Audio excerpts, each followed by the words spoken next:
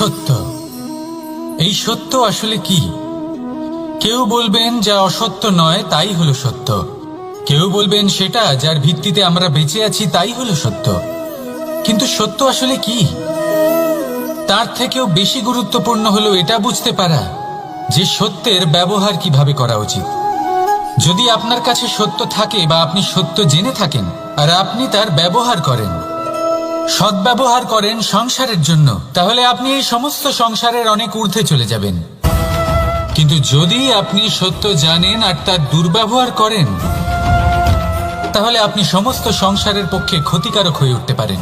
তাই মনে রাখবেন, সত্য যতটাই কোমল, অর্ধ সত্য হলো ততটাই কঠোর। এই অর্ধ সত্য সমস্ত সংসারের বিনাশ ঘটাতে পারে। সেই জন্য জীবনে সত্যের বিষয়ে সম্পূর্ণ সত্য জানতে শিখুন। এ হলো অত্যন্ত গুরুত্বপূর্ণ।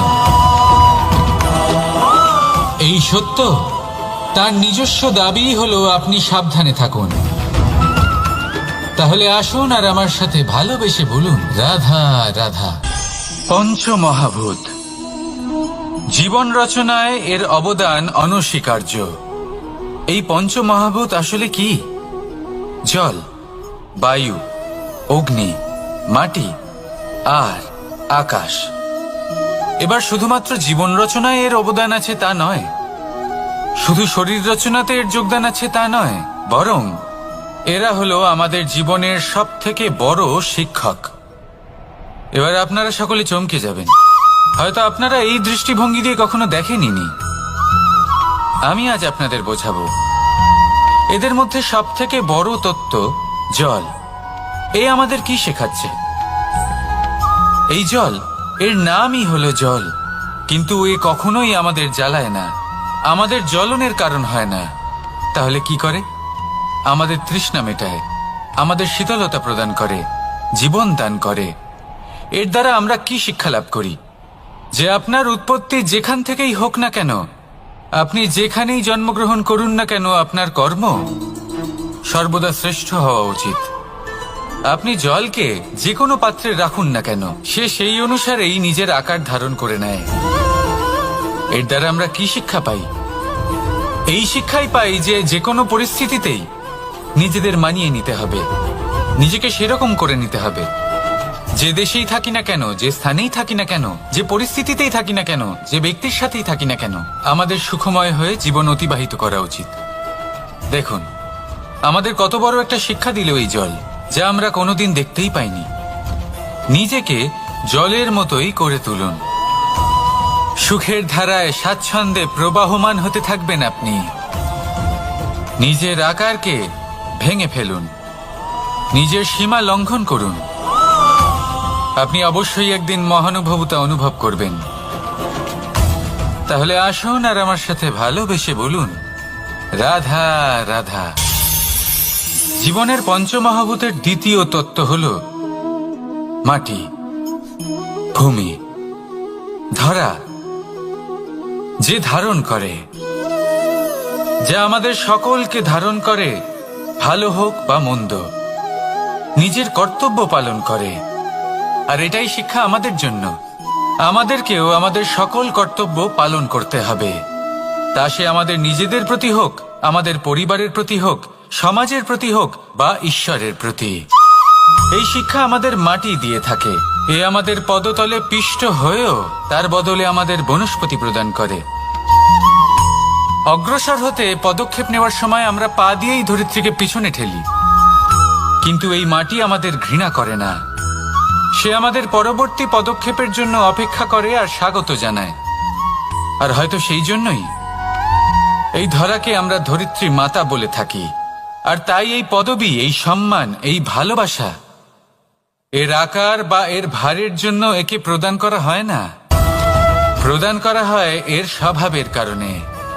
আপনিও যদি ধরিত্রীর মতো হতে পারেন, যদি আপনিও নিজের সকল কর্তব্য পালন করেন, বিশ্বাসের সাথে তা স্বীকার করে নিতে পারেন, যদি অন্য কারোর সাফল্যেও আপনি প্রসন্ন হতে শিখতে পারেন, যদি আপনি একটু কষ্ট সহ্য করে অন্য কাউকে প্রসন্নতা প্রদান বা অন্য কাউকে সেবা করতে পারেন, তাহলে আপনিও মাটির মতোই মহান হয়ে উঠতে পারবেন।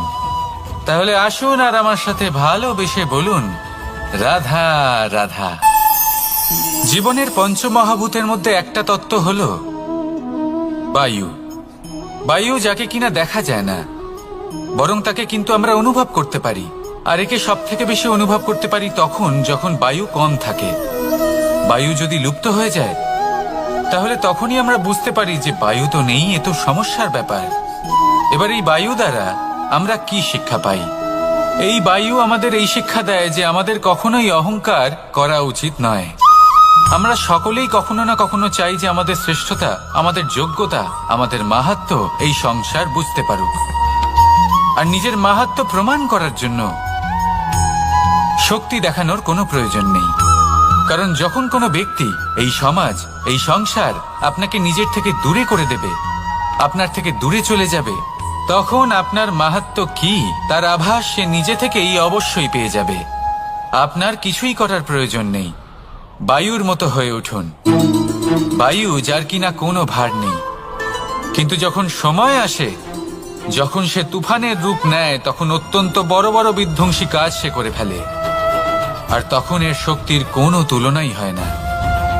বায়ু যে নিজের সঞ্চালন দ্বারা পৃথিবীকে প্রাণ দেয়, নিজের পরিবহন দ্বারা এই মেঘ সৃষ্টি করে, এই ধরিত্রীর তৃষ্ণা নিবারণ করে। বায়ুর মতো যদি আপনি হয়ে উঠতে পারেন, তাহলে হালকা হয়ে যাবেন, ওপরে উঠতে পারবেন এই সংসার, এই ভৌতিকতা, এই মোহ মায়া থেকে। আর তখন আপনি বুঝতে পারবেন যে প্রেম কাকে বলে। তখন আপনি বুঝবেন যে দান করাই হলো জীবন। তাহলে আসুন আর আমার সাথে ভালোবেসে বলুন, রাধা রাধা। জীবনের পঞ্চমহাভূতের মধ্যে একটা তত্ত্ব হলো আকাশ। আকাশ যা কিনা নিরাকার, যার কোনো আকার নেই। আকাশ যা হলো অনন্ত। আর আমাদের সবসময় মনে হয় যে এই আকাশ আমাদের সাথে জড়িয়ে রয়েছে। কেন? এবার এই আকাশ আমাদের জন্য কি না করে। আকাশ আমাদের ওড়বার স্বাধীনতা দেয়। আকাশ মেঘকে ধারণ করে যাতে আমাদের তৃষ্ণা মিটতে পারে। এই আকাশ সূর্য এবং চন্দ্রকে তার যথাস্থান দেয়, যাতে আমরা প্রকাশও পেতে পারি, আবার অন্ধকারও, যাতে আমাদের জীবনে সামঞ্জস্য বজায় থাকে। আকাশের থেকে অনেক কিছুই শেখার রয়েছে। যদি আমরাও আকাশের মতো হতে পারি, আমাদের আপনজনদের সেই স্বাধীনতা দিতে পারি যাতে তারা উঠতে পারেন, যাতে তারা নিজেদের স্বপ্ন পূরণ করতে পারেন, যার ফলে তারা নিজেরাই এই জীবনকে অনুভব করতে পারেন, নিজের পায়ে দাঁড়াতে পারেন, তাহলে ভাবুন আমাদের অস্তিত্ব কতটা বড় হয়ে যাবে। যদি আপনি আকাশের মতো হতে পারেন, তাহলে আপনিও আকাশের মতোই অনন্ত হয়ে উঠবেন। তাহলে আসুন আর আমার সাথে ভালোবেসে বলুন, রাধা রাধা। পঞ্চমহাতত্ত্ব, পঞ্চমহাভূত, এদের বিষয়ে আমি আপনাদের সবকিছুই বলে দিয়েছি। কেন? এরা আমাদের জীবনের সব থেকে বড় শিক্ষক। আর এদের থেকে আমরা কি শিক্ষা পাই? নিশ্চিত রূপে এই পঞ্চমহাতত্ত্ব আমাদের দেহের নির্মাণ করে, কিন্তু একটা ষষ্ঠ মহাতত্ত্ব রয়েছে। এমন এক তত্ত্ব যার না কোনো ভার আছে, না কোনো পরিমাণ আছে, কিন্তু তা হলো অত্যন্ত গুরুত্বপূর্ণ। ভাবনা। কেউ একে আত্মা বলে, কেউ একে বিবেক বলে, কেউ একে প্রাণ বলে, আর কেউ বলে চেতনা। এবার এই চেতনা যখন পঞ্চমহাতত্ত্বের সাথে জুড়ে যায়, এক হয়ে যায়, তখন মানুষের জীবনের নির্মাণ হয়। এবার আপনার দেহের নির্মাণ জন্ম থেকেই পঞ্চমহাতত্ত্ব করে দেয়।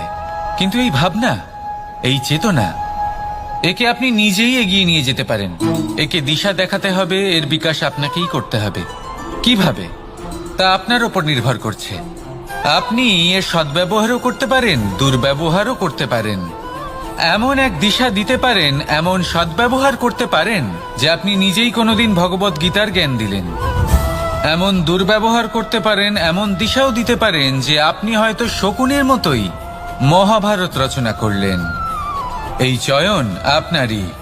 শুধু এই চেতনার শুদ্ধতার দিকে বিশেষ নজর রাখতে হবে।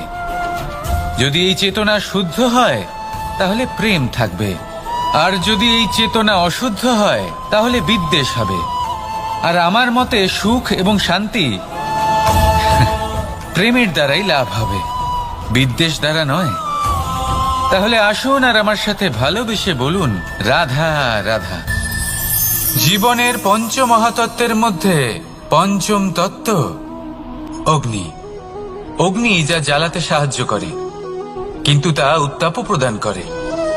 নিশ্চিত রূপে অগ্নি আমাদের জ্বালিয়ে দিতে পারে, কিন্তু আপনি কি কখনো এটা ভেবে দেখেছেন যে আগুন, তাকে নিজেকে কতটা জ্বলতে হয়, তাকে নিজেকে কতটা তাপ সহ্য করতে হয়। ও নিজে জ্বলে আমাদের উত্তাপ প্রদান করার জন্য, ও নিজে জ্বলে আমাদের ঊর্জা দেবার জন্য, আমাদের আলো দেবার জন্য, অন্ধকারে পথ দেখানোর জন্য, শত্রুর সাথে মোকাবিলা করার জন্য আমাদের সাহায্য করে, নিজে জ্বলে। যখন আমরা কোনো দেবতার জন্য যজ্ঞ করি, তখন দেবতার ভোজন গ্রহণ করার নিমিত্ত হয় এই অগ্নি। কত কিছু ওকে সহ্য করতে হয় আমাদের এত কিছু দেবার জন্য। আপনিও আগুনের মতো হয়ে উঠুন, নিজে কষ্ট সহ্য করুন অন্যকে সাহায্য করার জন্য, তাদের জীবন উদ্ধার করার জন্য, নিজের প্রিয়জনের জন্য, নিজের পরিবারের জন্য, নিজের মাতা পিতার জন্য, এই সমাজের জন্য। নিজে কষ্ট সহ্য করুন, প্রকাশের কেন্দ্রবিন্দু হয়ে উঠুন, আর সকলকে পথ প্রদর্শন করুন, সবাইকে পথ দেখান। যেদিন আপনি আগুনের মতো হয়ে উঠবেন, সেই দিন ঠিক যেমন অগ্নিকে পুজো করা হয়, আপনিও সেইভাবে পূজনীয় হয়ে উঠবেন। যেমন সকল শুভকর্মে, সকল যজ্ঞে, সকল পুজোতে অগ্নিকে স্মরণ করা হয়, সেইভাবেই সকল শুভকর্মে আপনাকেও স্মরণ করা হবে। আর যেদিন আপনি এরকম হয়ে উঠবেন, সেই দিন জীবনের বাস্তব মর্ম কি আপনি তা বুঝতে পারবেন। তাহলে আসুন আর আমার সাথে ভালোবেসে বলুন, রাধা রাধা।